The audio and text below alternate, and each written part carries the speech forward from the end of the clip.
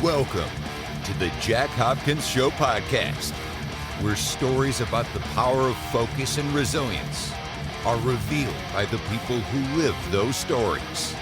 And now, the host of the Jack Hopkins Show podcast, Jack Hopkins. Hello and welcome to the Jack Hopkins Show podcast. I'm your host, Jack Hopkins. Today I have the privilege of introducing you to a man who exemplifies what it means to be a lasting and enduring friend. Shawn Lake is one of those people that if you could go back to the beginning of your childhood and you could take the knowledge that you have now about what matters in life in terms of friendships, and you could hand select your friends, Shawn Lake is one of those guys that you would want to pick, most definitely. Shawn Lake is with me today, however, not necessarily to talk about Shawn Lake. He's here to talk about his lifelong friend, Glenn Doherty, otherwise known as Bubs. Glenn was one of the men killed in the Benghazi attack. He was former Navy SEAL who fought valiantly, as you would expect out of someone of that caliber. And he unfortunately lost his life there. But his name, his memory will not be something that's easily forgotten by those who knew him, nor will it be a name that just the general public will ever forget, because Shawn has put basically his life into creating this product in memory of his friend, his lifelong buddy, Glenn Doherty. So rather than go through and list all of the things about Shawn Lake, I think you'll find that he reveals all of the things that are useful to know about him as he's telling the story about his friendship with Bubs, Glenn Doherty. And with that, just after I tell you how you find out about his product, you just go to bubsnaturals.com, bubsnaturals.com, and that is where you'll find the company and the product that he put his heart into to develop in memory of Glenn Doherty.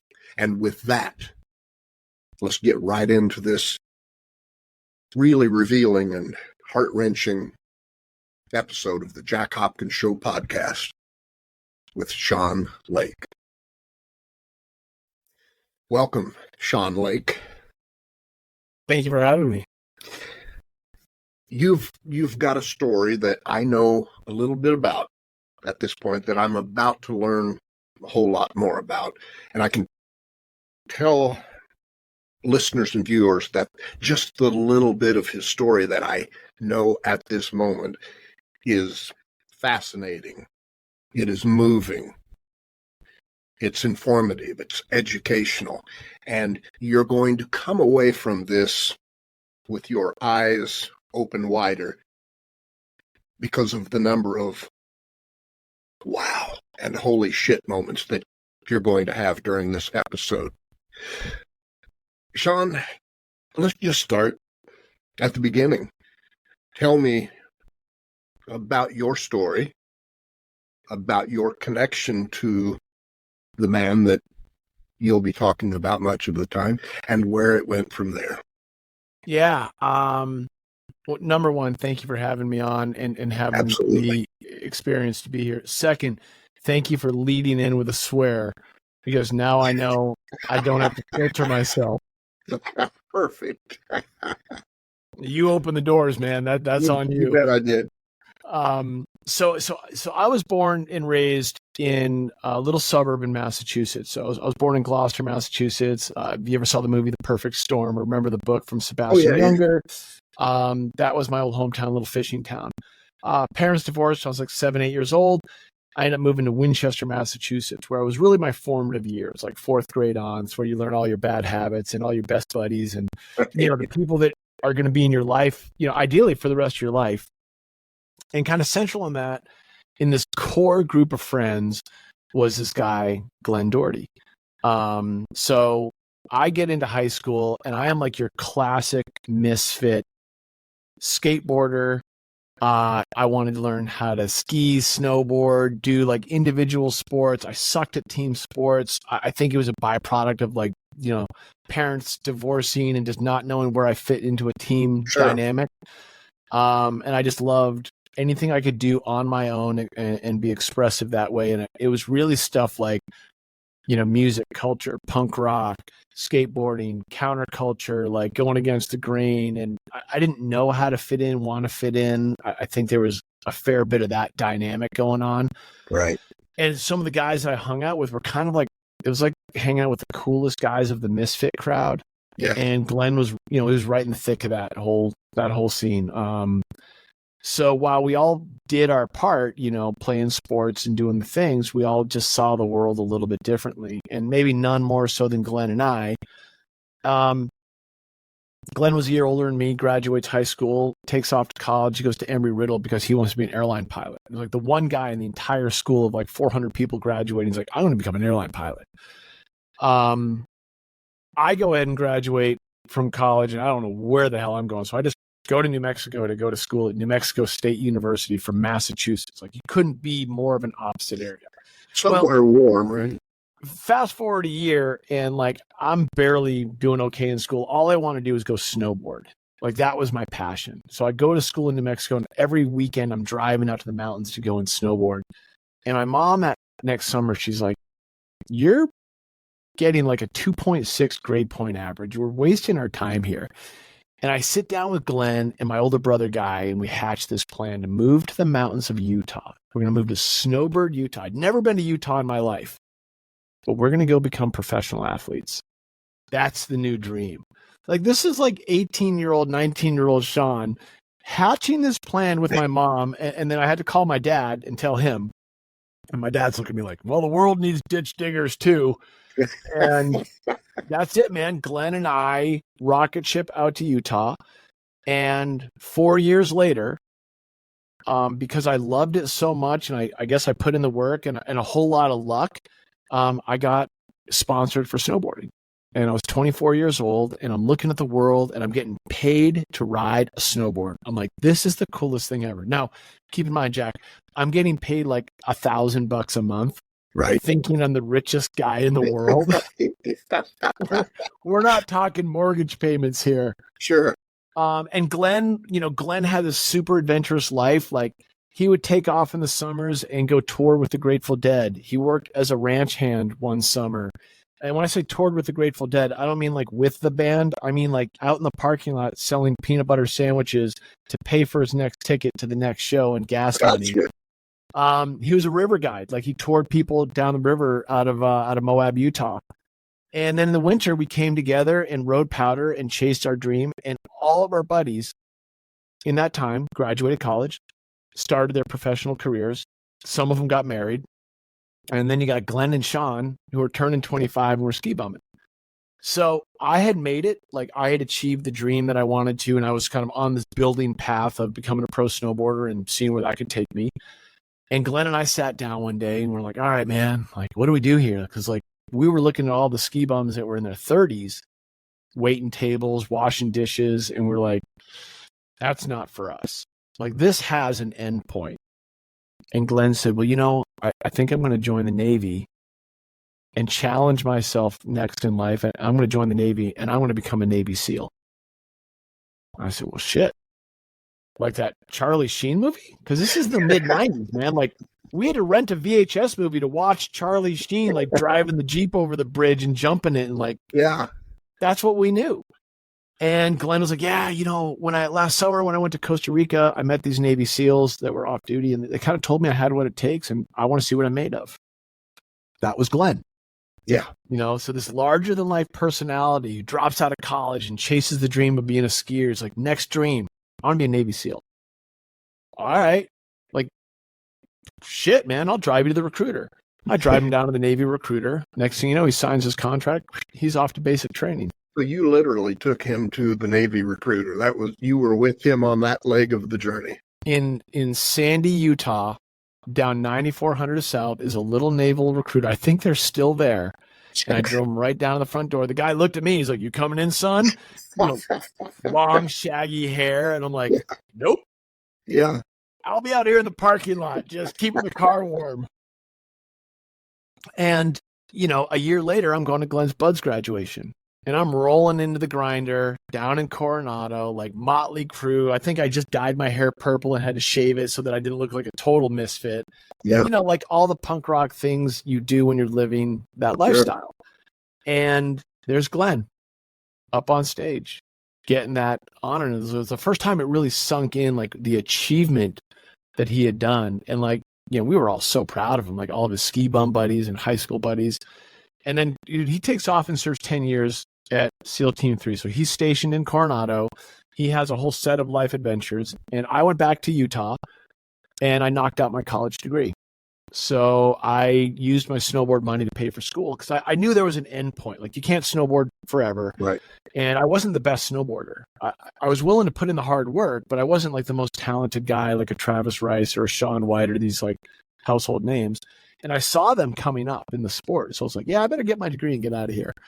My job. To be fair, to get anybody sponsoring you professionally, you've got to be pretty tight. I'm guessing you were a hell of a snowboarder. Just maybe didn't go that one step up, but you were close, right? I'll take that. Okay. I'll take that. I appreciate that. And it was a hell of a lifestyle. I mean, I got to fly to Europe. I got to go to Alaska. Like, I got to have these life adventures. Sure. That if I graduated college at 21, I wasn't doing those things. And to really challenge myself in a different format than like what Glenn was challenging himself, like adrenaline sport, life or death situations, like, or at least highly consequential ones. Like, man, that's what life was made of for me. And so I graduate from college. I called all my sponsors. I'm like, hey man, I'm out. I think I'm going to join the State Department and go work in civil service. Like, that's where I thought my career was going to take me. I got a degree in political science and I'm like, cool, I'm going down this path. Well, all best laid plans can, take a hard left-hand turn. And I ended up getting a phone call from some folks that worked at Burton Snowboards. And they asked me to interview for a job, and I did. And I ended up getting a job that offered a gob of money compared to what I had been making. Right. To move to Encinitas, California, San Diego, near my best buddy, Glenn, and become the team manager of a young kid named Shaun White. And I was like, oh, really? And I talked to a couple friends, advisors, and they were just like, you got to take this job, man. Like, your snowboarding is what you do. And that launched me on a totally different career path into the kind of action sports, youth sports marketing space. And I end up moving down to Encinitas 21 years ago. And I really grew roots in this community and just fell in love with, surfing, mountain biking, just outdoor lifestyle that I was already a part of from snowboarding. And my best buddy's right down the street. So now all Glenn's SEAL buddies and my snowboard buddies and all the action sports guys, we're all getting together on weekends for barbecues. Everyone's hanging out together. And it was this big mashup of, these various groups of friends. And it's funny because like anyone in the outdoor space is going to look at a Navy SEAL and just have this level of massive respect. Sure. I was surprised at the level of interest and respect that the Navy SEALs had for a pro snowboarder or a pro surfer or someone who had these high risk sport activities that had heavy consequence to them. So there's a really neat relationship developed, and I got to hang out with my boy. Like, Glenn was back in the mix. Right. I was going to say, because there's you talk about the overlap. I mean, on so many levels, you guys were on really the same level of intensity. I mean, you lived life hard. You didn't half-ass things. once you went after it, you went after it. And so, you talk about the level of respect that they had for you as a professional athlete.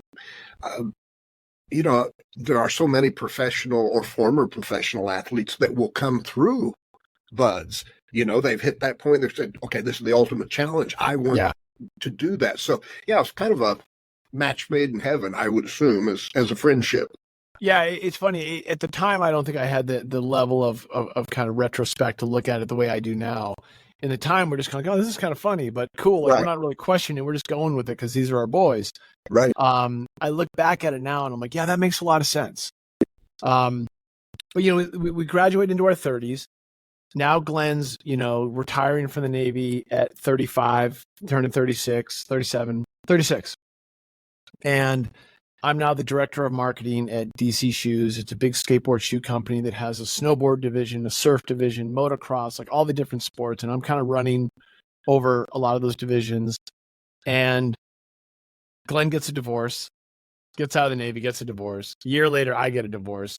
Next thing you know, we're roommates. Like, we're two guys turning 40, living together in Encinitas. And Glenn, for his part, he started a really dangerous kind of, I wouldn't call it a career shift. It was more like it was a bridge. He was bridging a gap between being active duty Navy SEAL, this highly specialized skill set, and what's next. And I know that you cover this topic a lot.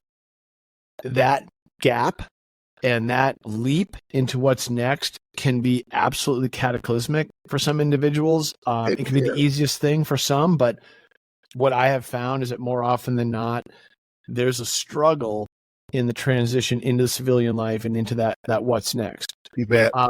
Glenn struggled with that. I mean, if he was here right now sitting next to me, he'd be like, yeah, man, I spent years in limbo. Well, he filled that time by making a gob of cash contracting directly for the Central Intelligence Agency. So he got into military contracting work, and that's, it's a layup. If you're a soldier making $75,000 a year, active duty U.S. Navy as a SEAL, and you can go and make $150,000, $200,000 a year by contracting, dude, that's kryptonite. How can you say no to that? Like, you're going to be sucked right into it. And it's hard to get out of it because where else are you going to go where you're going to make that kind of money? Exactly. So he started contracting. It took him all over the world. Like, he would go to Beirut. He'd go to Iraq all the time because that was hot back then. He'd be in Mexico City. And ultimately, in the fall of 2012, he went on what was supposed to be, ironically, his last deployment, because he had finally made the decision of what to do next in life. He made a decision to go back to Utah, the University of Utah, for a physician's assistance program there. He was putting in his applications, and his last deployment was to Tripoli in Libya. It was right after, in the fall of 2012, when we had reopened diplomatic relations after the fall of Gaddafi. And now I was Glenn's roommate. But beyond that, during that time, Glenn and I had also laid our wills out to each other. Like, we had laid out our power of attorney, next of kin, like all that kind of like paperworky stuff. And I remember sitting down with him laughing, like, all right, man, well, when I die, you can inherit all my crap. Like, you get all my debt and all my junk. And he's like, oh yeah, well, you get all mine. And like, it was a joke because we were going to live forever. But I was Glenn's listed next of kin on his paperwork. And I think you know where this is going. Glenn never came home from Libya. Glenn was one of the 4 Americans killed in Benghazi, Libya.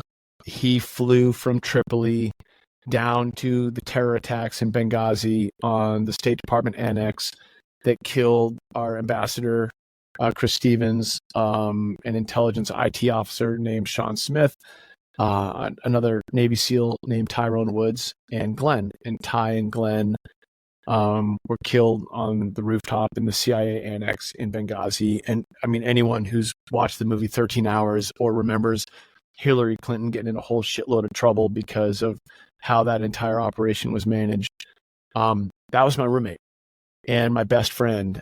And my life took a radically different turn. If it was a different turn to think I was going to graduate college and go to work at the State Department and then go into work at Burton Snowboards, it took another hard turn when Glenn died. And I got that phone call to return home, and the two black SUVs were parked in front of my house with a bunch of CIA operatives standing outside of it to share the news with me as his listed next of kin that, my brother from another mother had died. So yeah. And let's talk about something for a moment, Sean, because I don't want people to overlook this thing that could easily be overlooked. And that is, you don't sit down and make somebody your next of kin or the person who's in charge of your affairs. You don't do that with just anyone. In fact, for most people, it's only with a spouse or a family member. Yeah. So it's kind of exceedingly rare in the world today for two people to be so close and brothers as tightly as you were that they say, you know what, you're my guy, and yeah, I'll be your guy. Yeah. So this was not like being notified of the death of somebody that you went to high school with, but you only had a couple of classes with throughout the day. This is somebody who, for all intents and purposes, was like a brother. Yeah. And we refer to that. Like we had all these jokes about it, right? Because I was there when Glenn got married. Glenn was there when I got married. Glenn, was right there in the mix of it. When I met Heather, my wife today, was just like, he was we were so intertwined in our lives from 12 years old on. Yeah. And it was like, hey, seeing the world a similar way, having a similar belief system, value system, fucking with each other all the time, like the way brothers do and friends do. You bet. And I think it's exceedingly rare to have that person in your life. I think it's special, and I encourage anyone out there to really take stock in who you keep in your phone and around you, and ask yourself who would truly be there for you. Right. And who would you be willing to be there for, which is a harder question to ask. It's all easy to be like, who would be there for me? You bet. Who do you want to be there for? And the thing about Glenn is that Glenn would be there for fucking hundreds of people. He was that authentic of a human and that good of a friend. I mean, this because when you and I first got connected, we have a mutual acquaintance and friend, V Diamond, and V raised his hand right away and was like, fuck yeah, Glenn. I worked with Glenn. And he doesn't say oh yeah, I worked with that guy. Right. He says it like, that guy was my best friend. He was a stand-up guy. He was funny as hell. He was A, B, C, D, all the great things. Right. Man, we're all lucky to have those people in our lives. And absolutely. And the Diamond is himself one of those people. Yeah. He's a good guy, and good guys tend to find good guys. Yeah. I totally agree with you. And you know what? When I look back at it, I'm like, man, I'm so lucky. It's funny. I talked to one of Glenn's, his former teammates, who's a friend of mine, who we all became friends when Glenn was serving. A guy named Mike Ritland, and the dog. Famous dog trainer now, and we were talking about it. We're just talking about how lucky we are having. He's like, man, how lucky are you? He's like, Glenn was friends to hundreds of people, but you get to say you were his best friend. And I'm like, yeah, we all do. Right. We all get to share that. Right. But yeah, we left our wills to each other, our states to manage each other's shit, the power of attorney, the next of kin. And you're absolutely right. It is extremely rare that he would not choose a family member. And he had his reasons. And I had mine. I mean, it wasn't like it was a burden. It was an honor. And it was like, hey, of course this is what we're going to do. It was barely even a discussion. It was like, this is expected. It's in the code. Can you talk for just a minute, and maybe this is something you want to cover later? I lost a friend on that level. We had that kind of closeness. When he died, I've lost other friends, people that I've been pretty close with, have known a long time. Yeah. it was sad when I lost those other people, but when my friend Kevin died, it was like somebody just ripped my insides out. You mentioned you've been through a divorce. I've been through a divorce. It was worse than my divorce. Yeah. By far. Yeah. Is that kind of how you experienced it? Yeah. Number one, I'm sorry. I'm sorry to hear about Kevin, and I'm sorry that anyone has to go through that. It's, if anything, though, it also pulls me closer to you because I know some of what you've experienced. And I think if there's a message behind that, or there's something, a key takeaway, it's also, what did you do with it? How did you channel it? You got some people, when Glenn died, they dove into a bottle. I had people drunk on my couch for a couple weeks. I had people that didn't leave my house for a couple of months, that just needed to be around the energy of what his life had meant to them, and they had a hard time transitioning. I had a lot of work to do, quite literally, as the manager of the estate and kind of executor role, and I had something positive to pour my energy into, in a fight to go after, like a job. I just had a job to do, and Right. I found it to be one of the most healing experiences for me, was to, one, protect Glenn's legacy, two, fill my time with tasks that felt meaningful and purposeful. Glenn's sister, Kate, kind of like, she sparked this amazing idea, like literally less than a week after Glenn died. We were all sitting in Kate's basement in Marblehead, Massachusetts, and we're talking. We just had this big funeral and memorial for Glenn. It was on a national stage, giant procession, and we're sitting in Kate's basement, and she says, God, we got to keep Glenn's memory alive. We got to keep he's got to have like a seat at the table. And she started the idea for the Glenn Doherty Memorial Foundation. And we were all very aware that Glenn's transition to civilian life was something that he struggled with. So how can we help others not have that same struggle? How can we pay it forward? That was Glenn, man. He wanted to pay it forward. We'll start a foundation. We'll do scholarships. We'll help out Glenn's military brothers, special operators, and we'll offer scholarships, help fill gaps in the GI Bill. Like, Glenn was scared of money. Like, Glenn was scared he didn't have enough money. He wanted to go to school, but he knew that he had to pay a bunch of money to go back to school. GI Bill wouldn't cover everything. How do you fill those gaps? So there was purpose. And then, I had the other purposes that were not small. Like, how do you manage an estate?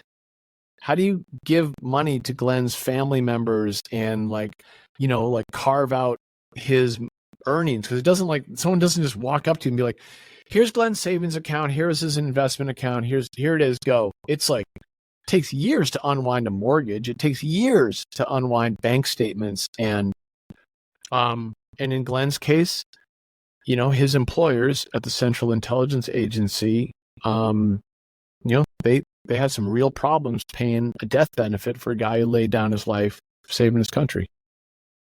And that's what I'd like to talk about, for many reasons, but just for the most basic reason, that shouldn't be that way. When you think about it, and you think about somebody who is serving their country, you think it ought to be a pretty straightforward deal. Okay, here's the death benefit. You died serving your country. Well, to be fair, I thought it was. I knew Glenn had a life insurance policy because when Glenn deployed overseas and he worked for the CIA, I had to act as a witness for him a few times, which brought me endless joy, knowing that I was going to get interviewed as a character reference for a CIA operative. Yeah, this former washed-up snowboarder. I'd be like, I don't know, man. I might go surfing today. I don't know if I got time for that. It would drive me crazy. And I acted as that. So, I knew about that role, but I also knew Glenn had a life insurance policy. He was mandated by the CIA to have a specific life insurance policy in order to be allowed to leave country and go overseas. Like, this thing had to be bound and in place. So he had a specific life insurance policy that would start the day he left country and expire the day after he got home from being overseas. And it was a very specific policy. And we're talking about hundreds and hundreds and hundreds of operatives that are 1099 contractors that work for the CIA, and endless amounts more that work for Department of State, Department of Labor, like you pick it. We have U.S. interests all over the world, and it might be an electrician, it might be a plumber, it might be an IT officer, it could be any one of a number of different roles. Glenn was in security. So Glenn was contracting, working directly for the GRS branch of the Central Intelligence Agency. And he was overseas all the time, helping make sure that those really, really smart case officers in the CIA didn't get shot, kidnapped, blown up.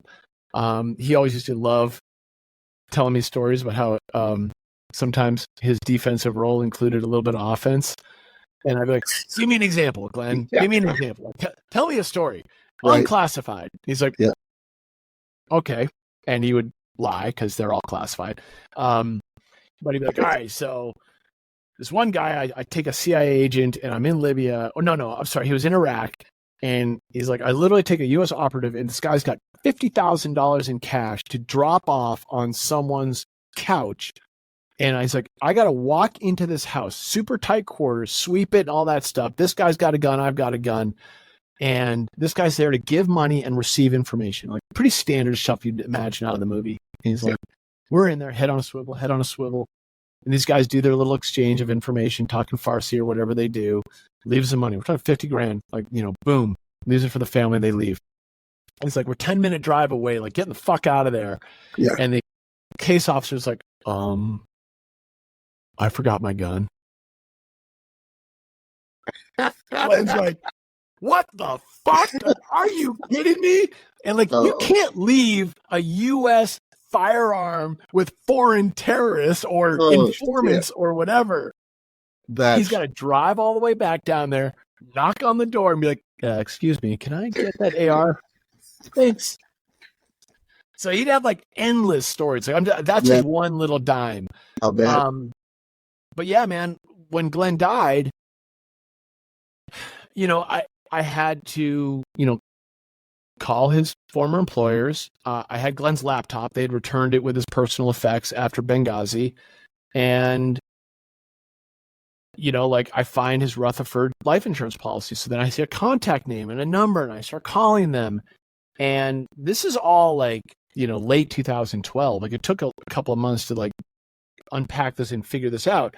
And I'm going out. I'm like, hey, so like, what's the process for applying for the death benefit? If that's an application, like, I don't know. I've never had someone die on me before in service of their country. And they inform me, oh, well, we won't be paying a death benefit for Glenn. We're sorry, but, it's clearly written in the bylaws that Glenn was not eligible. I'm like, the fuck he wasn't eligible. He signed and paid thousands of dollars for a life insurance policy. What do you mean you're not going to pay it? And they said, well, he doesn't qualify. So around the same time, I had been approached by a law firm called K&L Gates, and pro bono, they raised their hand and they didn't know what I was going through. They just said, hey, this is a national tragedy. We want to be there to help you. Like, you want some help managing the estate. This is going to be a really big deal.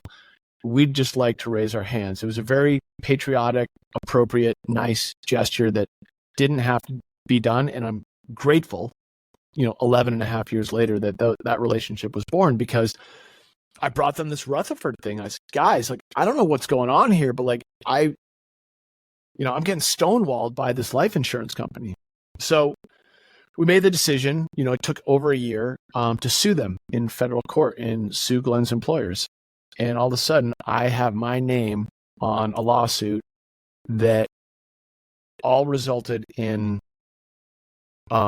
suing the federal government and Rutherford Insurance because Glenn did not qualify for a death benefit due to an archaic piece of legislation called the Defense Space Act. I encourage anyone to Google it and look up the Defense Space Act. And in it is a little bylaw that says any independent contractor working under employment of the United States of America who is not married with dependents will be denied a death benefit, will not be paid a death benefit. So hold on a second. You're telling me that a U.S. citizen died serving his country, but he wasn't married with kids? He doesn't get paid a death benefit? And a death benefit, by the way, that he was required to have as part of his employment. Thank you. So look at 11 and a half years later, it makes my blood boil, but that's what I encountered. Now, I'm mad. I'm grieving. I'm task-minded, and I've got a project I've got a goal to accomplish. Get this death benefit paid to Glenn's family. Get this thing paid out. And, you know, it's funny because like Glenn's family and I, we had this funny way of carving up Glenn's estate, and it's still in play to this day, where when Glenn died, I had very specific instructions before he died. Like when we did the whole will thing, he was like, hey man, you take all my money and you throw parties with every last dime. I don't want anyone getting anything other than the party fund. And we had a name for it. We called it this. We called it the cult of recreationalism. Beautiful. And he's like, take our friends on heli ski trips. Take him to Tavarua. Go surfing. Like, do all the big adventures. Go buy a mountain bike. Like, do all the rad things. Right. And after Glenn died, like that, by the way, that was my rule for him too. It was a mutual rule. I was like, all right, man, like, you got a brother and a sister and mother, like, we're going to do this different. Like, he died, and I was like, we're going to divide by 4. I'm going to take everything that's coming in, and it's going to go to Glenn's mom, Glenn's sister, Glenn's brother, and I'm going to save a little bank account called the Cult of Recreationalism, and it is only going to be drawn upon for select epic parties to commemorate and celebrate Glenn's life. And so like every couple of years to this day, our high school buddies will get together and go to a New England Patriots game. We've flown to San Diego and done it. We've gone to Vegas. We've gone to Tennessee. And it's like a chance to rally the boys, get together, and just celebrate. And I love it because I'm like, I've got a financial advisor. I'm like, your only job is to keep this thing alive so I can keep pulling from it. And but you know, like the biggest gesture there was like, show Glenn's mom that her son's sacrifice was worth something. Pay her that money. Like, write that check to the family and give them closure. Because can you imagine what that would feel like? Yeah, Glenn was my brother. I was pissed off and angry, but could you imagine being a grieving mother, having lost her son in combat? And like, there's no good explanation why this one honorable gesture is not being seen through. So, and by the way, what was their reaction to total outrage? Yeah, you know, I mean, exactly what you would expect. Like Barbara had, you know, talked about going public with it. I think she had talked about it. It's I'm sure you can Google it on the news. Glenn's mom just being like this, like, what the hell is going on here? It was my job to take action. It was my job to file the federal lawsuit and take a swing at Uncle Sam. So I did. And I don't think I was in that courtroom for 3 hours, and I lost. Judge knew it. It was a slam dunk case against me. The Defense Base Act, as archaic as it is, written in 1942, it's legislation, man. It's like, it's baked. Like, you have to change the legislation. Okay, so I lost.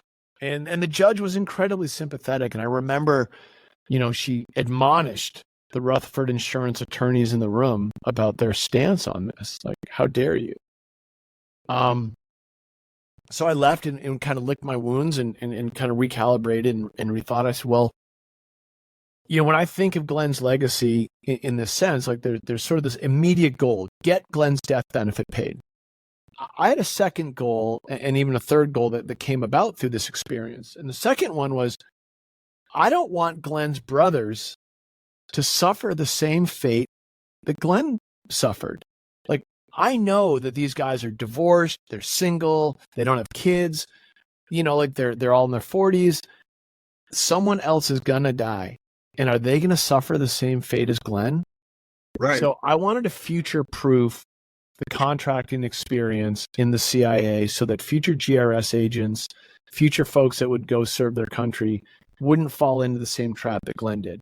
And I had something on my side. I had the power of public opinion and media, Yes. in 2015 and 2014, like there was social media and there was a news cycle. And, look at Benghazi was in the news. It was disproportionately long for what it was. It was in the news for years. And, I could say it should still be in the news. But given our news cycle, I'm aware that it outlived its normal lifespan, and I'm grateful for that. yeah, I was going to say that was tremendous leverage for you. I'm guessing. Well, it helped in a couple of ways. There was a congressional hearing that was national news, and I spent a couple of weeks flying out to Washington D.C., sitting down with Elijah Cummings and Trey Gowdy, who are the co-chairs of the U.S. congressional hearing on Benghazi. I leveraged that as an opportunity with those attorneys from K&L Gates, an attorney named Amy Carnival, who was just an essential figure in helping with us to get a meeting with John Brennan. And the summer of 2015, I got to sit down with John Brennan, a year after losing the lawsuit. And I get in the room with the director of the CIA. And here I am, snowboard guy, putting on a shirt. I was about to ask you, was there a moment when you're in that room where you're going, fuck, man, I'm in here with the director of the CIA? Every second of it, like I couldn't believe it. I was like, how am I, private citizen living in Encinitas, California, in the same room as the director of the CIA? This is someone I only read about on the news. And it's one of the scariest men in our country. Yeah, really. And I'm not only in the room with them, Jack, I'm in the room mad. Like, I'm mad. I lost that lawsuit, and I'm taking what I feel like is my last swing to, one, achieve goal number one, get that death benefit paid, and two, protect Glenn's future brothers. And so I get in the room, and I've been downstairs in like this kind of like open legal sharing area where they gave me a copy of Glenn's contract to view. They're like, oh, well, as the executive of his estate and power of attorney, you're allowed to view his contract. And it was like, I could read like 10 words in the entire thing. Everything else was blacked out with Sharpie marker, redacted. And I'm like, this is fucking bullshit. Yeah. Like, I can't even look at his contract to understand where there could be some openings, nuances, like any kind of legal argument to prepare. Like this, I was just boiling over. And I get in the room with John Brennan. And at this point, I'm steaming mad. And we sit down, and he asked me a couple light questions about Glenn and who he was. And I explained to him how Glenn was one of the most important people in this country. And I'm sorry, John, you didn't get to know him, or Director Brennan. Like, I'm sorry you didn't get a chance to meet this man, because he would have been one of your best friends. You would have loved him. He would have loved you. He would care about you. So why don't you care about him? And that was it. I kind of came a little uncorked. And I just said, hey, you have an opportunity here to do the right thing. You're the director of the CIA. Don't tell me you don't have $500,000 sitting in a suitcase somewhere that you can't send to Glenn's family to show your appreciation for someone who laid down their life serving their country. Don't tell me that. Because you and I both know, or I assume these were off-the-record conversations that you and Glenn had. $500,000 to the CIA, that's passed around to people every day, all day long, year round. It's nothing. I'm sorry, that's classified. Yeah, man. Like, and I'm in the room with this guy, and I am fired up, and I'm mad. And I'm like, don't tell me that. And I just said, look, you've got an opportunity here to do the right thing. And think of what it's going to look like when I'm standing outside with news cameras around me, talking to the New York Times and every other like media source out there, talking to them about how you didn't. And I kind of laid my thread on the table, and I got a kick under the table. I'll never forget it. Glenn's sister, she's like, shut up, Sean. Like, you're going too far. and I'm sweating bullets. Like, I'm scared. I'm mad saying these things. I mean, I'm aware. I'm aware of who I'm in the room with. I was going to say, obviously, you're not the kind of guy who experiences fear and then steps back. You engage, which is really the definition of courage. But I would have to assume there was some level of intimidation factor just because of where and who you're talking to. In the moment, momentum had built and I had my things to say and I had my shot and I had to take it. That's it. There was no other way. At the almost immediately after is that, like, why am I sweating profusely? Like, why am I so nervous? Like, holy shit, I just said these words to the director of the CIA. Sure. So Director Brennan says one thing to me, like, on the very few words, the entire conversation. He says, we'll look into it. And he stands up and we shook hands because, it was a polite thing to do. And there's 6 attorneys in the room. And he got up and walked out. And I'm sitting there and I'm just like, I'll look into it? Like, what does that even mean? And so I'm thinking he just blew me off categorically. And I just took my shot and I didn't do it right. I screwed it up. It didn't feel like a deeply genuine, we'll look into it. I don't know that anything could have felt right, when I'm thinking I'm talking with a politician or someone in a role like that. So I can't overanalyze it. I know it felt empty and I was mad. But then, Amy Carnival, the attorney, kind of grabbed me. She's like, no, this is good. Like, what do you mean this is good? She's like, I live in DC. I've been around these meetings. Like, I know if he wasn't going to do anything, he would have just walked out of the room and not said a word. Yeah.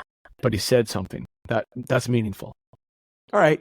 So glimmer of hope. So we walk out of the room, and this is really where the third part of the challenge and opportunity came into play. We don't know how it's going to go. I had laid out 2 goals with the Central Intelligence Agency.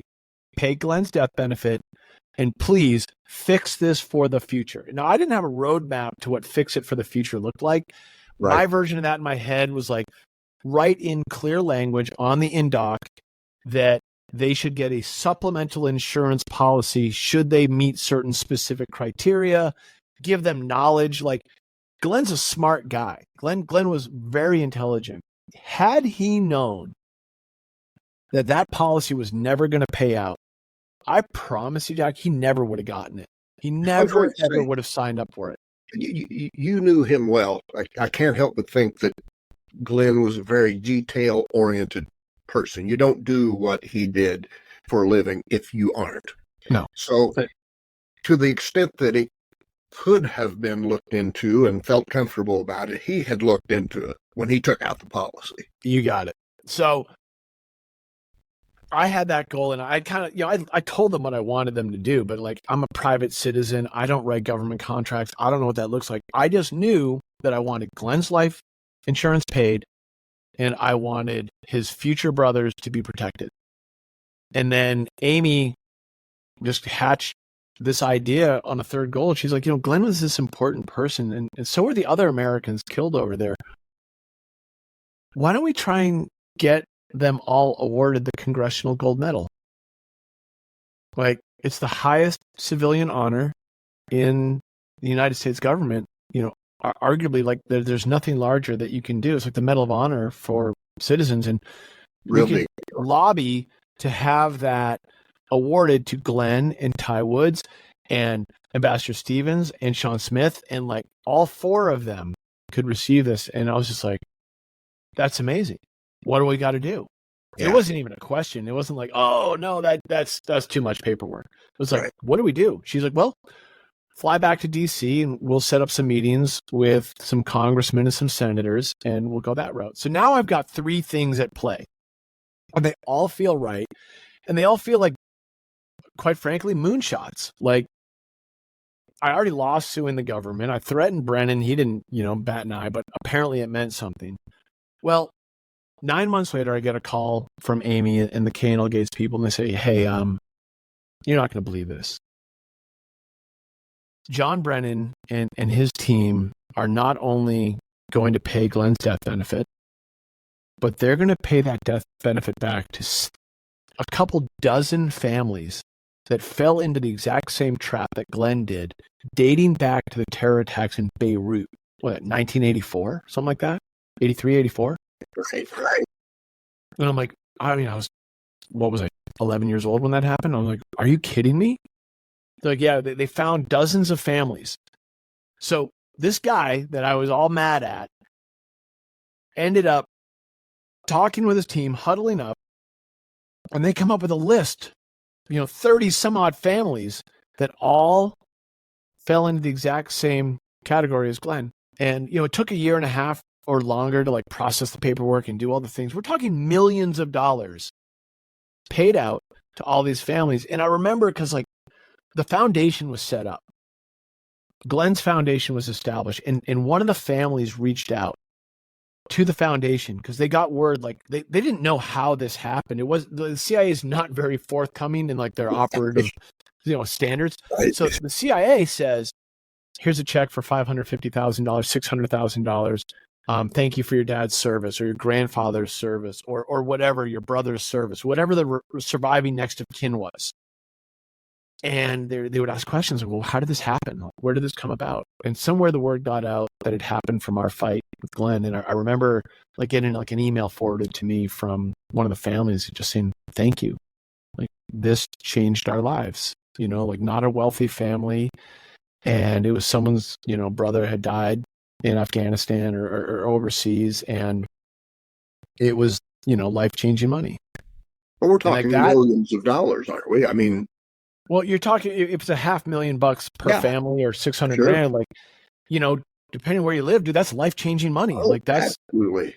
It's a start over. It's also closing the loop. It's closing the circle on this a horrible event in anyone's life and tragedy.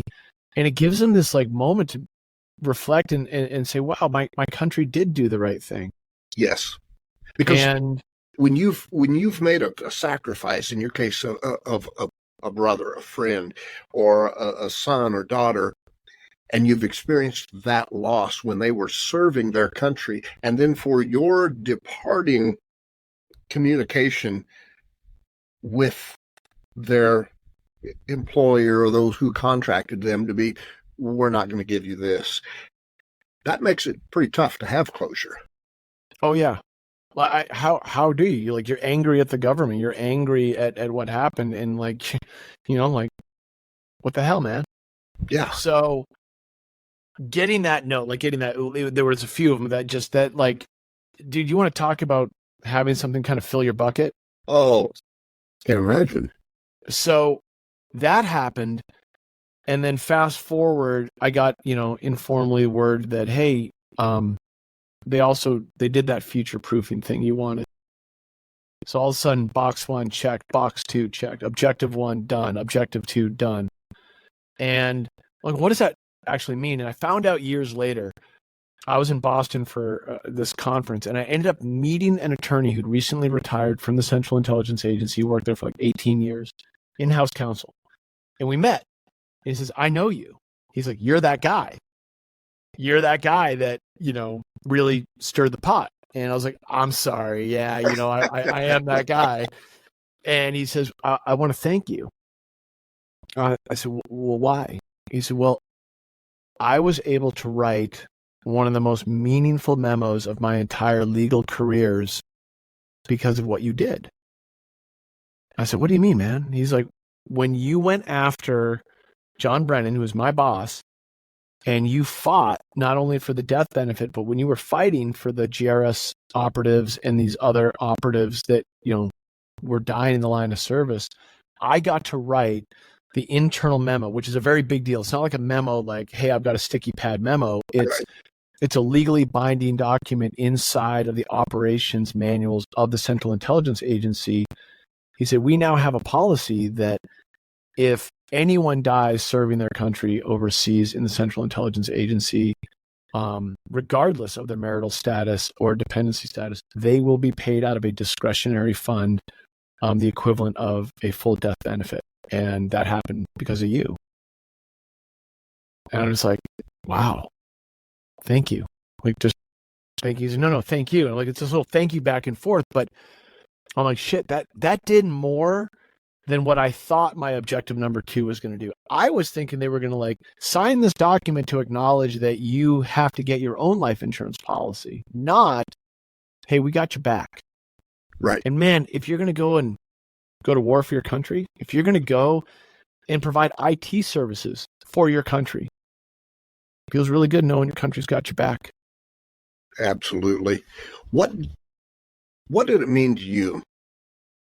Because I have to believe there were moments, more than one moment, because you've called them moonshots. You know, you said, hey, these were moonshots, where you probably thought to yourself, damn it, Glenn, I'm sorry. I'm trying, I'm doing my best, but I don't know that I'm going to be able to get this one done. So when you finally checked those boxes and you thought about Glenn and the connection you had and the promises that were made, if you can even describe it, how did it feel to know you fulfilled what you said you would do? I'll tell you when I get there. Gotcha.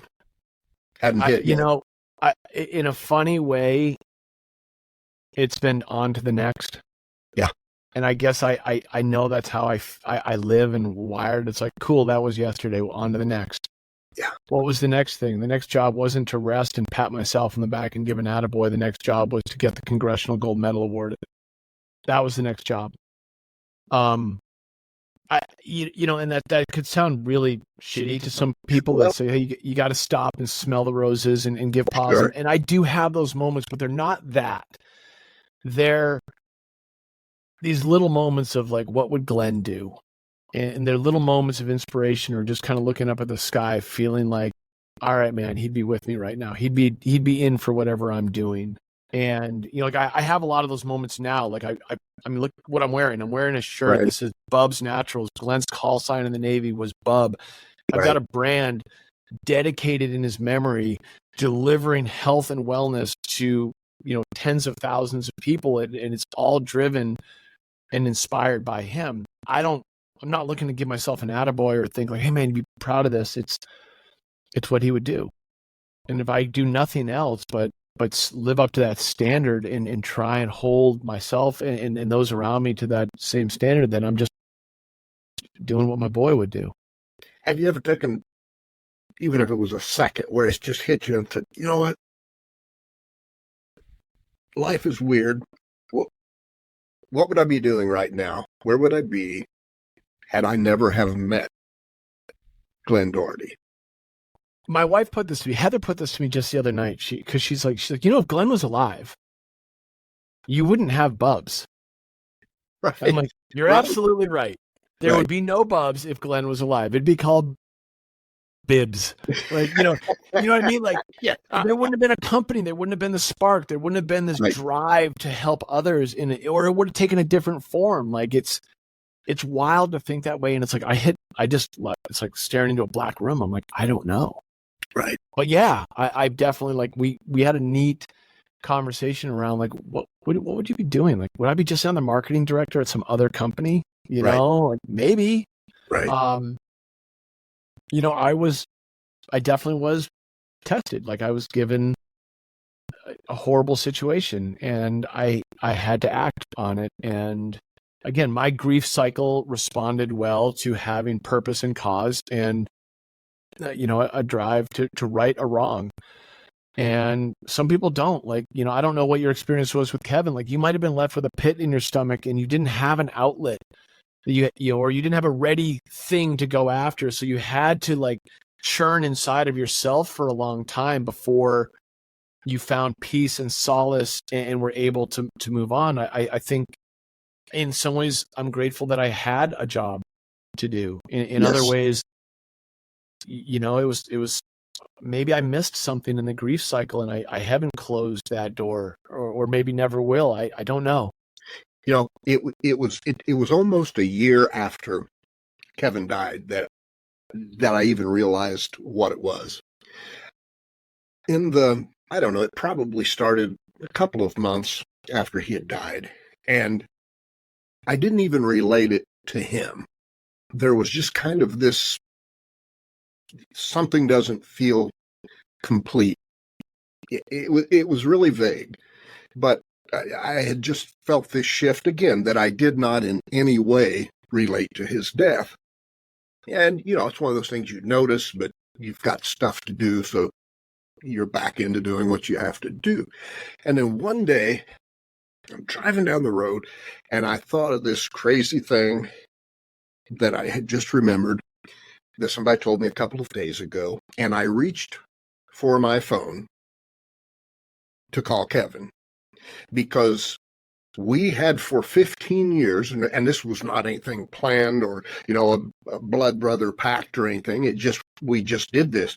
We had talked every day for 15 years, even if it was 3 minutes, something would come up and we'd call each other every day.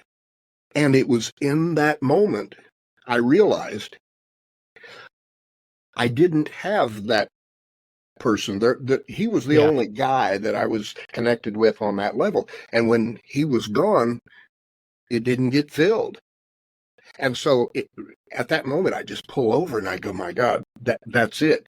That's it. That part of my day it doesn't exist anymore, So I'm sure you've had that as well, where it's not immediate. It's not like you get this bullet pointed list, the day after you find out, they've died, where you go, okay, this is going to be different. This is going to be different. This is going to be different.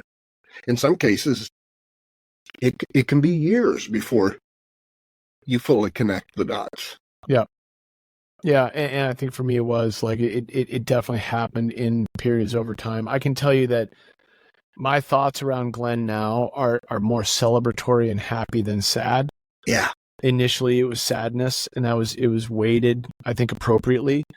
And there's always funny things because he was such a comedian. Like he was, he's always just this great little Irish jokester, but there were those moments where it shifted. And I remember that after a few years, and like, would Glenn have fought the way I fought for doing what's right? Yeah, he would have 100%. I was buoyed by that. I was anchored by that knowledge. When the job was done, it was on to the next, but it was definitely like, okay, we checked a box. But when you check a box, man, that means something. It's done. Like, you've accomplished that. That's great. Now let's go accomplish the next thing. And the next thing was the Congressional Gold Medal. The next thing was the brand, which was a total accident, like a happy accident. But again, like these other things, like I would never have known to go for the Congressional Gold Medal if it wasn't for, Amy's advice at K&L Gates. But, Amy couldn't do much if I wasn't motivated to do it. Like, I had to bring the fight. I had to go there and convince congressmen and more congressmen and senators that this was worth it. It took years. I mean, the whole process, soup to nuts, was like, 8 years to get this thing signed into law. And by the way, conclusion moment, this was signed into law. Glenn and the 3 other Americans killed will receive the Congressional Gold Medal at a ceremony sometime later this year. I've been told, like, could be around Christmas, maybe a little bit sooner. But it's done. And it took, dude, it was down to the wire. We went through 3 different congressional sessions. And every time we missed a congressional session, we had to start over and like kick it back into gear. It was a nightmare. And at the end of 2022, we all agreed it was our last run at it. Like, if we couldn't get it that time, man, like, that was it. And it's funny because we went right down to the wire. And, it was November of 2022. And the congressional session, as you know, ends around Thanksgiving, like right after Thanksgiving, like for the Christmas break. And that's it. Right. And then you got midterm elections. And then it's like the new Congress starts. And we're like, if we don't get this done and it goes into the new Congress, we're done. Like, I don't think Glenn's family didn't have the fight in them to keep it up. The attorneys had kind of maxed it out. I think they were like, hey, this whole pro bono thing, we've done as much as we can. And they had a lead attorney, Amy Carnival, this guy, Dennis Potter, and they came to me and Kate before the Thanksgiving break, Kate, Glenn's sister, and they're like, okay, guys, who do you know? Because these are the last congressmen. They're like, who do you know? And at that point, I had Bubs Naturals. We were, 4 years in business. And because of the nature of the brand and what we were doing in nutrition and wellness and the connections and friendships that I had made in the U.S. government in various areas, we did know a couple people. And I said, okay, well, how many more signatures do we need? And it was, it was like 13 or 14 signatures, but they were like senators. And it was like, these are the hardest people to convince. And I'm like, well, give me some of like the outliers. They rattle off all these names of U.S. senators. And I'm like, I know the congressional aide to this senator.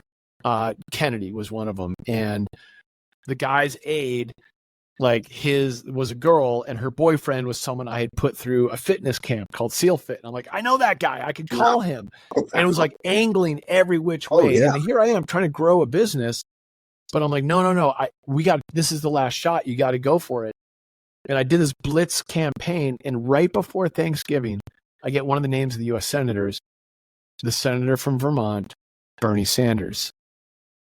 And I'm like, you don't say. Well, when I worked at Burton Snowboards 19 years earlier, I worked with a guy named Dave Driscoll, who's his godson.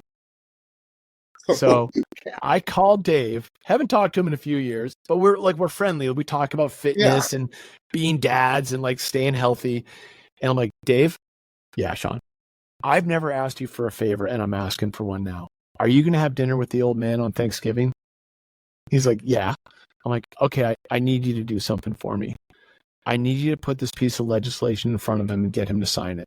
Because if Bernie Sanders, who doesn't sign anything like this ever, if he signs it, every one of his coworkers will recognize the value of it and they will sign it.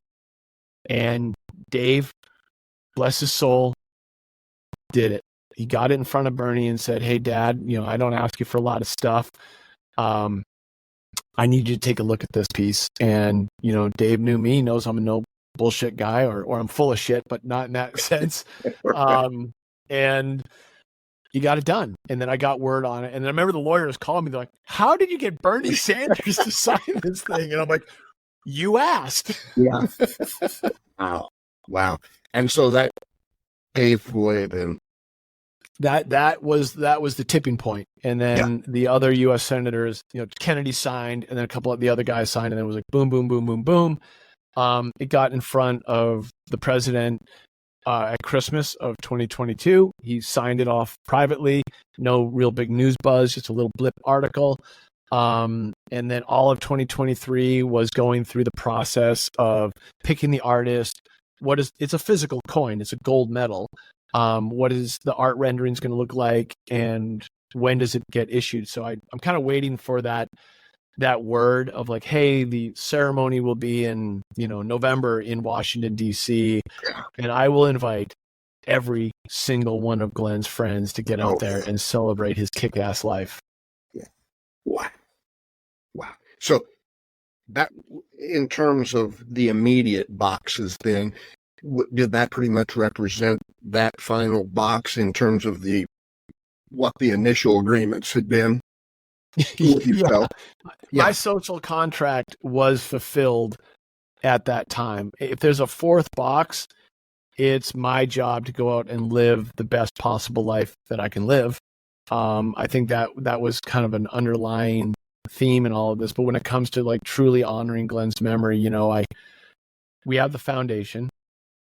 And it's issued out over 50 scholarships to date. It's operating under an endowment, so they've got a really strong investment structure at the Glenn Doherty Memorial Foundation. I love my role in the foundation, which is that I've got nothing to do with the foundation other than I try and drive as much revenue and awareness and people to it because they're doing great work. And I get to write checks every year from Bubs Naturals. Like I get to literally give 10% of all profits and 100% of proceeds on Veterans Day every single year and drive that right into Glenn's foundation. And I mean, you want to talk about a good day. It's a week after Veterans Day when I get to like run the numbers and crunch them and be like, okay, Like, this is what we get to do. I get to write a $20,000 check to Glenn's foundation. And, you know, I'm 6 years in on this journey of not, of starting a brand and celebrating the legacy and inspiring others towards health and wellness. And that's felt like the best way to amplify the great things that he stood for. And yeah, man, I'm putting my mark on it. Like, Glenn stood for health, wellness, self-improvement. That's what we do at Bubs. And I get to give 10% of profits to charitable causes in Glenn's name. Like, I get to celebrate what he stood for. I get to talk to you about him and, and maybe make a difference in other people's lives, because that's what he would do. Right. And if I can do it because you're going to buy a jar of collagen peptides and improve your life and live longer and better, that's Glenn. Yeah. And if you know that you're going to help someone else transition from active duty to civilian life because of that, like, that's it. And this is it, like 10% of that gesture. And like, so there's that, like, I guess, fourth box, live a great life. Fifth box, keep his memory alive. And that's, so let's talk about your company, more specifically, your product line. Collagen peptides. Just kind of for the listeners, just kind of give a background on the importance of collagen peptides. Well, I'll let them know on a little. First off, set the stage a little bit. Jacker, you guys may or may not know, is closer to 60 than he is 50. Closer to 60 than he is 20. Yes. I am glad to say that I'm closer to 50 than I am 60. But the idea is like, hey man, we're all getting a little bit older, and collagen is a protein in the human body. It's the most abundant protein in the human body. And I learned all my nerdy, like, what I should take for nutrition from Glenn. Like, this is all inspired from when we were roommates and we were doing CrossFit like crazy. And he would just be the one to talk to me about nutrition. Well, collagen I learned about later. It wasn't around when Glenn was alive. And it's a protein. It's the most abundant protein in the human body. As you age, in your 20s, you stop naturally producing collagen, and your collagen levels go down every single year. And for women, it's worse than men. It goes down faster in women than men, which is why women, one of the reasons why they can look older at 40 than, say, a male at 40. And it's not fair, but it's genetics. It's just biology. If you don't supplement with collagen, if you're not naturally getting it in your diet, which means if you're not eating 2 to 3 pounds of ground beef every single day, and, we're talking jugs of bone broth, you're just not getting enough collagen naturally in your diet. And none of us are. Right. So you have to supplement with collagen in order to teach your body to keep producing its own collagen stores. So what does collagen do? It is the glue that holds your body together in the most simplistic terms. So think tighter skin, stronger fingernails, better hair, and that's all connective tissue. Well, I love it for muscle recovery, like go out and blow it out at the gym, and the next day get up and go do it again. And joint health is phenomenal for joint health. Well, the example I always like to give is that, collagen is a protein. It's made up of select amino acids. It is an incomplete protein. So it does not have tryptophan in its amino acid profile, which means it's not going to get you like super yoked. It's not a giant protein build. It's a repair protein. So for joint health, collagen has 4 grams of glycine per serving. Our collagen does. And that's a lot. And 4 grams per serving of glycine does 2 things. Number 1, it produces synovial fluid. So glycine lubricates your joints. It cushions and lubricates those joints. Second, glycine is linked to strong sleep patterns. Recovery. Better sleep, better recovery. And then there's leucine, arginine, lysine, like there's all these other select amino acids that all go back into cellular repair, hair, skin, nails, muscles, your gut linings, bone density. So there's so many things that glue your body together. So it's an unflavored, heat tolerant, unflavored protein. Unflavored. Like I put it in my coffee every single morning. That's a big thing. Unflavored, because one of the biggest complaints that you hear about any supplement out there is some of them just don't taste very good. And so people, even though they know they should take it, they might not because they say, oh, the taste. So you basically have a flavorless product. Yeah. The idea is if it's unflavored, it's heat tolerant and it's super soluble, you can work it into anywhere in your daily routine. You cook rice, throw in your rice. You're making a stew, throw in your stew. Oatmeal, throw it in there. Cereal, put it in there. Smoothie, check. Matcha, check. I'm a coffee drinker. Throw in my coffee.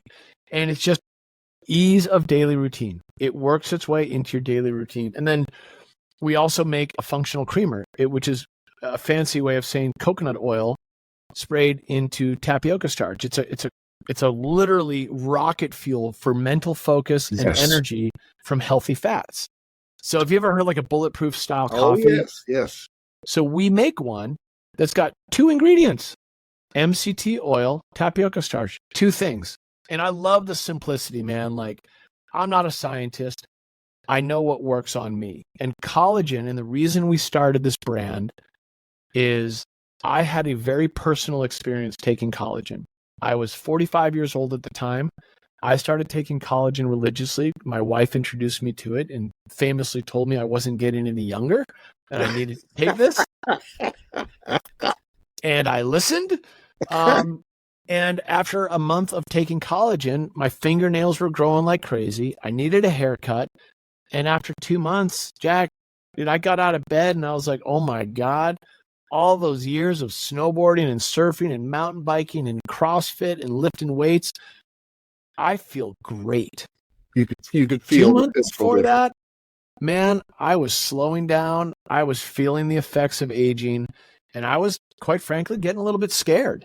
Yeah. I was like, oh, is this it? Is this what life's like? Like it just kind of starts to suck. Right. And now the MCTs, a creamer, has me like rocket fuel for energy. Like I'm good to go. And I've got collagen repairing my body and keeping me at it. So, when we get done here, I'm going to race home. I have a 6 and an 8-year-old.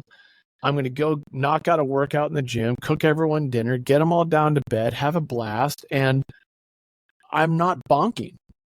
And I'm doing it from all natural ingredients. Like, hey man, sign me up. There's no synthetic crap stuff. Right. And because it's Bub, it's all inspired by Glenn. And Bub was Glenn's call sign in the Navy, if I didn't mention that earlier. Yeah. I take this whole thing out and I third-party test it. The whole line. It's NSF for sports certified. It's Whole30 approved. It's got that validation marker so that I don't just say to someone, oh, you should buy this because, my buddy Glenn died and it's a great cause. We don't approach it that way. I approach it with a different lens. I say, Jack, I can help you. That's what Glenn would do.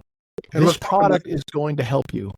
How important that is, that third-party testing, because that's such a vital piece of the consumer being able to purchase a product that they can trust. Yeah. So NSF, the National Sanitation Foundation, tests for impurities. It tests for the integrity of the ingredients and the label claims that you make. So when I write on the jar 20 grams of collagen protein per serving, that's what you get. And when I say joint health and I write in hair, skin, nails, and those benefits, they are validating that I can make those claims and not just be some snake oil. Right. And that is incredibly important to me for the consumer to know, hey, this thing's been tested for like hundreds of banned substances. It is the standard of the U.S. Olympic team, Major League Baseball, the National Football League, and any player of any professional sport has to have that mark on the product for those athletes to ingest it. And I mean, one of the things I'm the most proud of in all this, which is kind of funny because I was never a baseball player, is we're in the locker room of over 2/3 of the teams in Major League Baseball. No kidding. Yeah. Wow. Yeah, they love us. Like it's a great relationship. Like I get to meet with the Red Sox and the Yankees and the Brewers and the Padres and like my hometown team. Side benefit, right? I'm not saying I get tickets to games. That has not come to fruition. but it's nice bragging rights when I can be like, oh yeah, St. Louis Cardinals, Right. one of my best customers. Now, am I correct in stating that if you purchase a product, a supplement that has not been third-party tested, you really cannot know what's in that product? 100%. And I'm not a fearmonger, right? Like, I think there's good brands operating with integrity that have good products. I also think there's a lot of bad players out there, and I've seen it. I've watched it with my own eyes. You know, I've been in this industry now for 6.5 years. I've learned along the way, like, you better test what you're putting into market, because you can't trust your suppliers. You can't trust everything. And some owners don't care. Some are just like, hey, yeah, well, screw it. You know, let's just see what happens. And that's out there. Right. And then there's other ones I think that operate with incredible integrity. Like, I'm always a big fan of brands like Thorne and what they do, because they third-party test damn near everything that they make, and they stand by that. And your quality's written over just everything that they do. And hey, man, you're putting this in your body. I have. You might want to make sure you're getting the real deal. Not far from where I'm standing, I have a bottle of Thorne N-acetylcysteine, NAC, because I have taken other brands, cheaper, lesser brands that are not third-party tested. I can tell the difference between the non-third-party tested and Thorne. And for folks like paying attention to that, like, oh, I've heard of Collagen. I take the one I buy at Costco. That's great. I'm glad you're taking a great product. You know, if I say, hey, like, if you're curious about what we do, come over to our site, check us out. Like, hit me up, ask some questions. I can tell you that we're going to have a better amino acid profile. It's going to be the cleanest product you can get on the market, and it's going to deliver results. Yes. Oh, and you are going to help someone else at the same time. I was going to say, so let's start with this. Okay, third-party testing. So when I order that, I know what I'm getting. That's a big one. But if we set all of the nutritional end of it aside for just a moment, and we say, when you purchase this product, it is a way of giving back to those who have given sometimes the ultimate gift for you.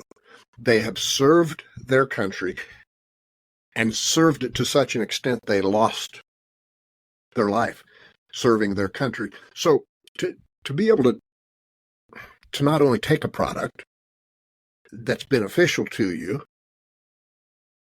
but in doing so also makes that, I guess, societal contribution. That's very appealing to me, especially in this rocky environment that we live in now. To be able to feel like we're giving, we're making smart decisions, and I'm somebody that's really focused on my health. Yeah, always have been. So that's an important part for me, and I know how important it is to be able to trust the company whose product that you purchase. But it's fairly rare to go out and find a company where, yeah, okay, you trust the company, but you can also know that 10% is being used in the way that you do. Yeah, and let me lean in on that one a little bit, because it's funny. Here we are, this bootstrap company that's been clawing our way out and trying to grow and scale and, like, get the word out, like, hey, we're Bubs. This is what we do. This is why. We haven't been profitable in 6 years. Okay? Wow. So we're talking 6 years. We still have managed to donate over $260,000 to Glenn's foundation and charitable causes along the way. So, like, I'm keenly aware that, like, the day we make $1 million in profit, I get to write $100,000 check. I can't wait. Right. Until that moment happens. And, you know, trust me, we're learning a lot about the business and how to do it right. But then we just do other things like, well, let's go give 100% of proceeds on Veterans Day. Yeah. Every year. Right. Like, it's a guarantee. Like, if I can't give 10% of profits, if we're not going to be profitable, then I'm going to find a way. let's sponsor events like the Honor Foundation has an annual room. Let's write them a check for $10,000. We'll call it marketing. I don't care. Right. It puts money in the Honor Foundation's hands to drive awareness into that transitioning special operations soldier. Let's sponsor Glenn's Road Race every single year. Title sponsored. Let's go. Yes. What does it do? It offsets their costs, drive more money into the charity. So we're scrappy, man. Like, I think we've probably established that at this time that I'm going to find a way to get it done. Absolutely, right. Well, let's talk about the importance of what you are doing in terms of, I guess you can also look at this as being for the end user, the consumer. Yeah. Today, you are doing an episode on my podcast. This is going to be viewed and listened to by subscribers of my podcast. They're going to learn about your product, and they're going to learn about it like this rather than seeing it, let's say, on one of the big networks where you've had to pay hundreds of thousands of dollars for ads, which you then have to put back into the prices that you charge for your product, right? Which diminishes the amount that you're actually able to give to profit, or because your EBITDAs are off because your marketing expenses are so high to grow the pie in the first place. Like, right. We're always trying to optimize for profit margin, and like, hey man, if we just get leaner and tighter and do a better job, and I mean, the appeal of being able to talk about it in an open forum like this is, I can literally, like, I can tell that I got your wheels turning on Collagen, and you're gonna be like, man, I need to work this into my routine. Oh yeah. And in 2 months from now, you were gonna shoot me a text message after you started taking it, and you're gonna be like, Sean, yeah, it's on. I'll tell you. I'll just I'll go on record. And when you said collagen, one of the things of many that really went, pow, okay, he's got my attention. Like I said, I just turned 58 in April. So, a couple of years, I'll be 60 years old. And I keep trying to deny that and pretend that I'm still 29, but it's not working. But something I noticed within the last 6 months, I was at, I think, one of my daughter's ball games. And I was standing there, and I was in a pair of shorts, and I was leaning on one leg. And I just happened to look down. And so that right leg, I guess, was kind of contracted, but yet at the same time, right around my knee, it was kind of relaxed. Right. And I saw something I had never seen on myself ever before. And it kind of freaked me out. I looked down, I looked away, and I looked back down, and I saw what people call just a little bit of crepey skin on my, which that old person skin, I saw that on my knee, and I was like, holy Jesus, this can't be. This is, I'm not ready. I'm not ready for that. Right? But it wasn't a week later. And you know how when something's on your radar, then you start noticing related things out the world. Like if you buy a red car, you start noticing how many other red cars there are. Yeah. And I started hearing these associations to skin health and collagen. Fast forward a couple of months, and I'm getting an email from somebody introducing me to you. And oh, wow, okay, this guy has a what company? Collagen peptides. So yeah, I have to admit, I was as excited about this episode just for the product as much as I was for the story, because I knew this was something. Yeah, like you learn about it along the way. Like, look, I stumbled into this because my wife brought it home and introduced me to it and said, hey, this is supposed to be able to help with you. And that was in 2017. And I am forever grateful for that opportunity, just to be a customer, just to buy the product. Like, right. The brand came about because, I wanted this drive to charitable giving. Like we wanted a way to create a vehicle to put money into Glenn's foundation And the only available tools were like, you could check out on Amazon and donate 1% to a charity. Like there are these little mechanisms that were in place that I was aware of, but I'm like, how do you institutionalize charitable giving? And I thought about the corporate buy cycle, and I'm like, man, if every company just gave like a percentage point, think of what a difference could be made. And take it from me as someone who's running a company 6 years and we're not, we haven't made it to that full profitable line yet. You got to really want it. Right. But if you want it bad enough, you're going to make it happen. So, go ahead. I think I already know the answer to this. And I'm smiling thinking about what I know the answer to be. Is it safe to say that while now you are fully invested in this company and the product, safe to say that were it not for its connection to Glenn, that 6 years in, not having hit that full profit line yet, without Glenn's memory behind it and association with it, it might not have been as full steam ahead as it is now. That his memory is part of the driving force. That's a very safe statement. I mean, Glenn's memory is 100% a driving force for me. It's a sense of motivation. It's something to take great pride in. It anchors what we do. I have to believe in what I do. Like I have to believe in the why. Right. And there's a strong enough why in just the product itself and what it does for your longevity. I mean, look at anyone who's listening to this. Like, I don't care what brand you buy, but invest in collagen peptides. Invest in looking into MCT oil and what it can do for your energy levels, your mental focus. Like, look at these products for what they can do for the human body. These are products from nature. There's hundreds of brands out there.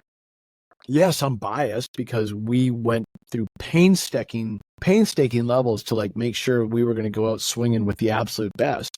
And yeah, it's been hard. It's not easy starting a company. I don't care what entrepreneur out there is be like, this is the easiest thing in the world. I just decided to have an idea and went out and did it. Yeah. The amount of times you get punched in the face and get knocked down and have to get back up, you got to believe in it or get out. Like, don't bother. Just go work for somebody else. It's a lot easier just to collect a paycheck, and you can still do great work and take great pride in it.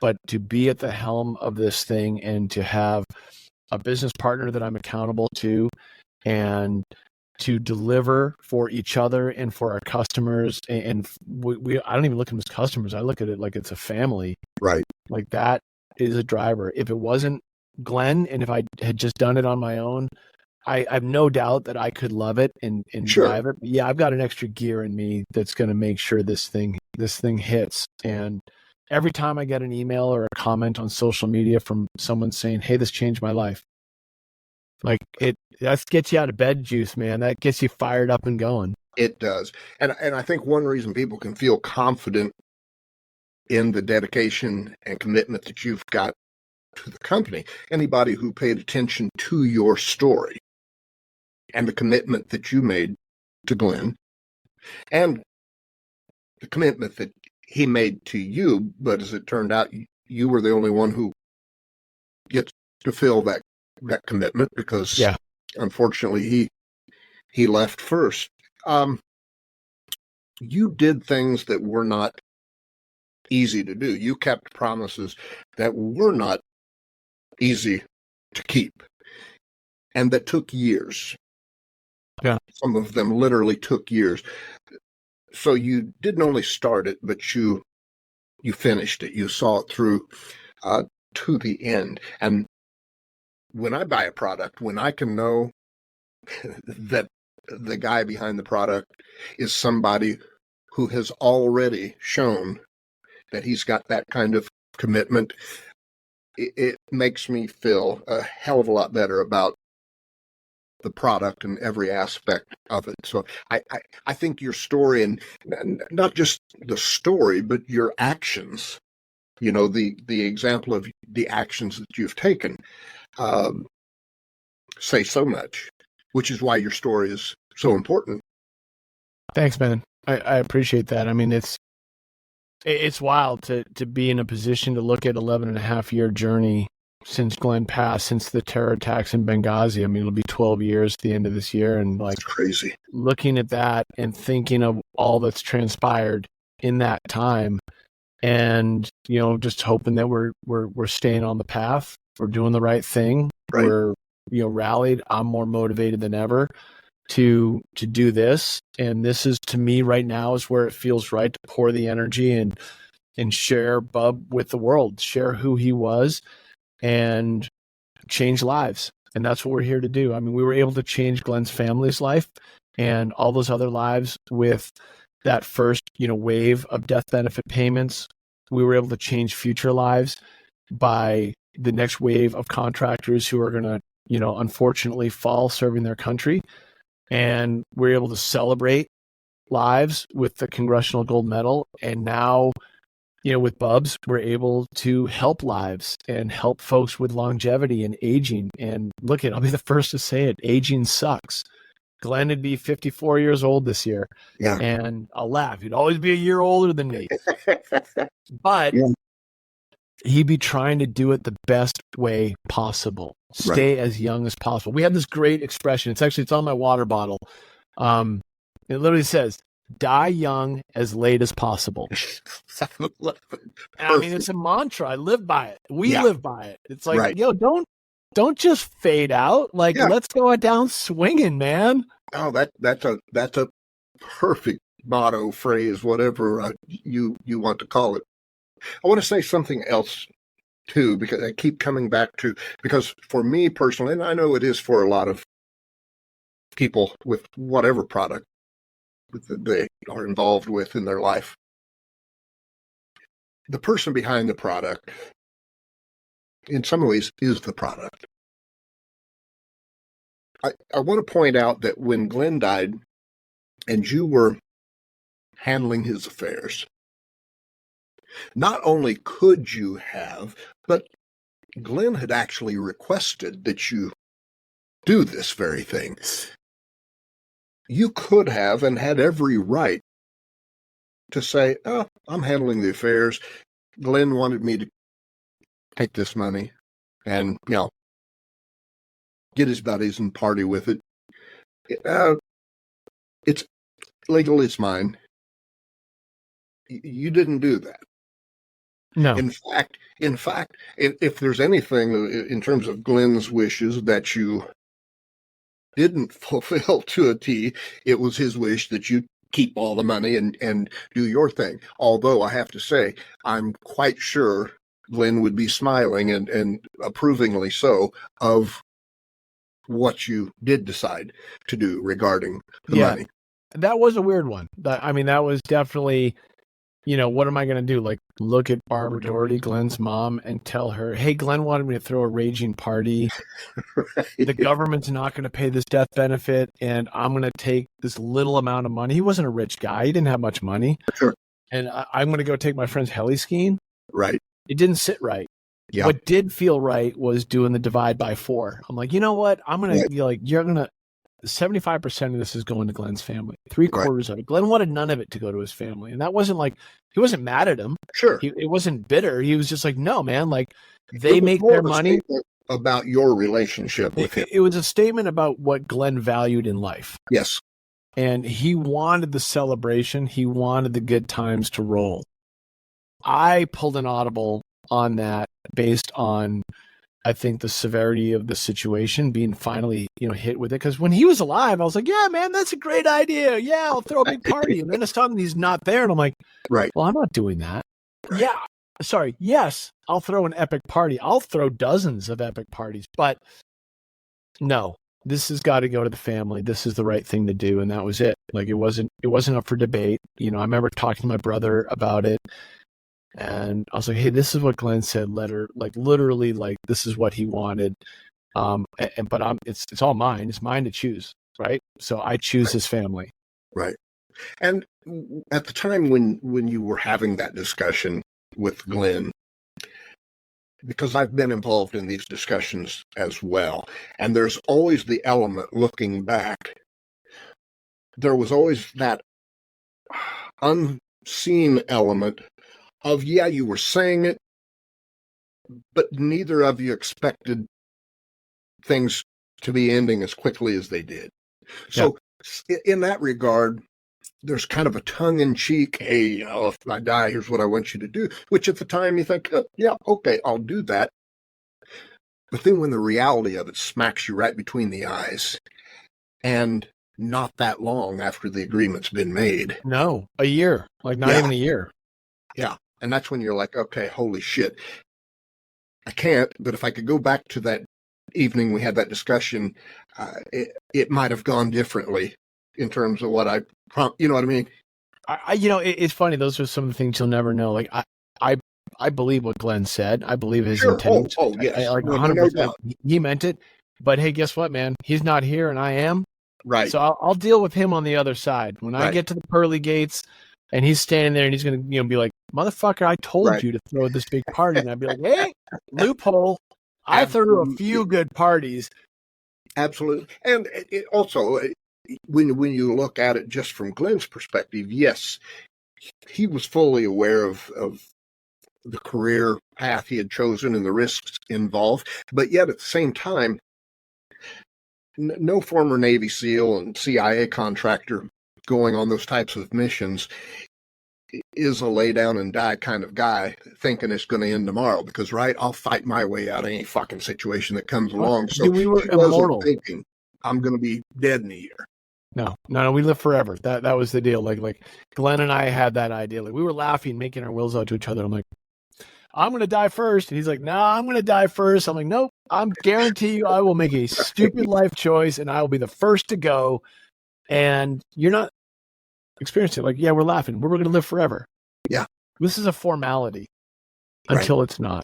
You bet. Until it's not. And I don't regret any of that. Like how I acted and the steps taken along the way. I mean, sure, plenty of mistakes along the way, but the overall, actions taken, and like I can't wait to see him on the other side and be like, yeah, man, like, you know what?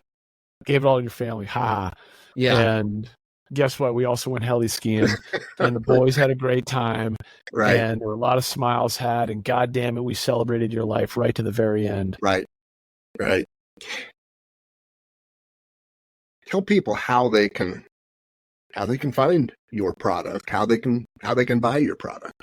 Yeah. So I mean, backing up a step, like for anyone listening, like if you're interested in nutrition and you're over the age of 25, cool. You're on an awesome journey because you're asking the right questions. Like if you're curious about longevity and your wellness and like what's going to help you stay in the fight longer, your nutrition is going to be 75, 80% of the battle. You got to look into that. So when it comes to parts of that nutrition, the part that we play, the role that we play is predominantly in collagen. It's in collagen peptides. It's in this protein that's going to help hold your body together and just keep you feeling as young as possible, man. There's no other way of putting it. Right. And the energy and the focus of our functional creamer line, like that coconut oil, those MCTs are going to rocket fuel you. So you find us at bubsnaturals.com. So BUBSNATURALS.com. And are on social media at Bubs Naturals. If you want to talk to me personally, you can reach me there. You can reach me at my Instagram, Slako, SLAKEO. Anytime you write an email, info@Bubs Naturals, you can just say, hey, can you send this to Sean? We're not a corporate giant. Like I love talking with folks and answering questions and helping out on all that stuff. Like I am literally one layer away. Come reach out to me and talk about what are you experiencing. I'm sorry. And that's a big thing too. That's huge to be on that grassroots level. Like, hey, you know what? I'm not the guy that does the podcast, but then you've got to go through 80 layers if you can ever get in touch with me. Yeah. Info@bubsnaturals.com and they'll put you in touch with me. Or shit, I mean, I'm Sean at bubsnaturals.com, SEAN. So, just hit me up if you have questions. But our social media is a big vehicle. That's how the kids talk these days. Yes. So at Bubs Naturals, our website, and it's how I come talk take a to ride. my kids. Yeah. I mean, literally, come check us out and if you want to hear more about what I went through with Glenn, or share a personal story, or just chat, like, I'm here for it. And I hope that we can get folks healthier. That's what I want. I want more folks living better, longer. And I mean it, man. Die young as late as possible. I know you mean it, and I'm going to share a story with people as we kind of start winding down that underscores how I know you mean it. There was another party that put Sean and I in touch with one another. Somebody contacted me and said, "Hey, I've got this guy you probably would be interested in talking to." And one thing led to another. And we find out that we've got this mutual friend, again, former Navy SEAL V. Diamond, great guy. And so we scheduled a phone call to talk to one another. And actually, I guess we did a Zoom call, I think it was. So we're actually looking at one another. And I can't tell you exactly how long we spoke, probably 15, 20 minutes, I'm guessing. Almost none of that time, and I'm talking to you, the viewers, the listeners, almost none of that time was spent talking about his product. He mentioned the product and that was a project that he had going. You know what we talked about? We talked about Glenn Doherty, primarily, and then our mutual friend, V. Diamond. And we talked about Sean's upbringing and his snowboarding days. We talked about our personal lives. So that's when I knew. I came away from that and look, this is a guy whose primary mission is still Glenn Doherty. Okay? Everything, even if Sean, I'm thinking to myself, even if Sean doesn't realize it, still everything he does is woven through Glenn Doherty.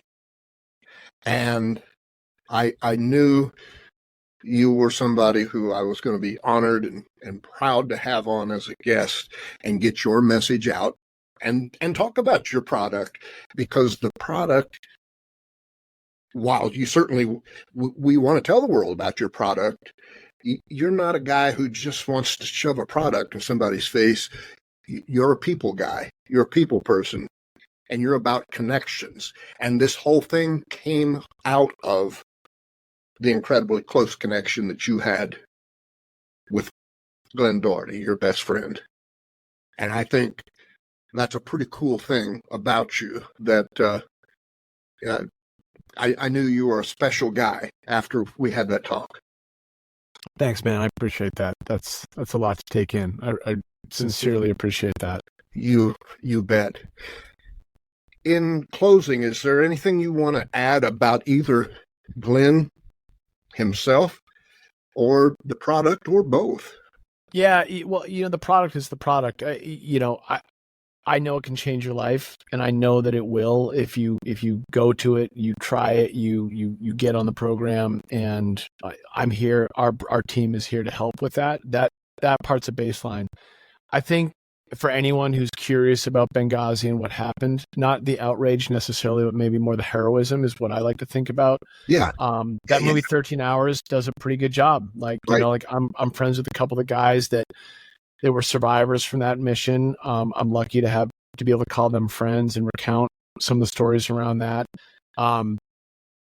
That's always something people can go and look at. There's actually some really neat kind of YouTube clips of Glenn. He was on the short-lived TV show after he got out of the service called The Wanted, and there's some like B-roll footage circulating where you can kind of get a feel for his personality, and he's just telling stories, and it's out there. So it's a Fox News clip, and like someone unearthed the B-roll. It was from like 2008, 2009, and it's just classic Glenn. And if you want to like feel like you knew him, watch that. It's like a 5-minute video clip, and you will be just immersed in Glennisms. And the foundation, I think, go to Glenn Doherty Memorial Foundation.com, and it's run by friends, family. It's a small, tight-knit group that we're all just love the man and love what he stood for, and are there to celebrate that legacy and continue paying it forward. I think those would be the three things. Like, yeah, come over to Bubs, man. We're going to help you out. Go to Glenn's foundation, learn what they do. I think it's inspiring and special, and get to know the man. Right. And between the movie and a YouTube clip, you're gonna get some good entertainment there. He was a freaking character. So thank you for having me on and having the opportunity to talk about that journey. Thank you. And as a veteran myself, while I did not know Glenn personally, as you know, I'm good friends with somebody who did, and now I know two people who did. So I had a pretty good idea before I even met you how special this guy was. And so I really tip my hat to you for what you are doing to honor a guy that, let's face it, among all the other things, he's a United States veteran, a Navy veteran. He served his country honorably and put it all out there. And you are helping carry his name on in a way that I can only imagine has him smiling ear to ear. So I want to thank you, Sean, for what you're doing, for coming on. And I can foresee a time down the road where maybe we get back together again. And who knows what we'll talk about. But I thoroughly enjoyed this episode and getting to spend time with you. Yeah, hands down, man. I look forward to it. Well, in the more immediate future, I look forward to you texting me in a month from now, telling me that your fingernails are growing like you're the Wolverine because you started a collagen routine. I'll tell you, dude, I'm climbing trees out in my backyard. That's perfect, man. Hey, it's been my pleasure, and we'll talk again soon. Likewise, man. Thank you again. All right. Bye-bye. Wow. If this didn't move you, I would suggest checking your pulse. Who among us would not want to have a friend like Sean Lake? Somebody who is there with us through thick and thin, and who, if they were to survive us, would do something like this to make sure that we were never forgotten. As much as Sean Lake put into the development of this company and this product, I just found it, I don't know, just a good vibe that Sean Lake never really makes it about the product. He makes it about Glenn Doherty. And the product is a vehicle, if you will, to remember Glenn Doherty and to give back to people like Glenn Doherty. And I just think that's really cool. Remember, you can go to bubsnaturals.com, bubsnaturals.com. I do personally take the collagen from bubsnaturals.com. I'm 58 years old, and I want to keep my skin looking as healthy as possible for as long as possible. And I know the science behind collagen, and that's why I take it. This is Jack Hopkins. Thank you for listening to another episode of the Jack Hopkins Show podcast, and I'll see you next time.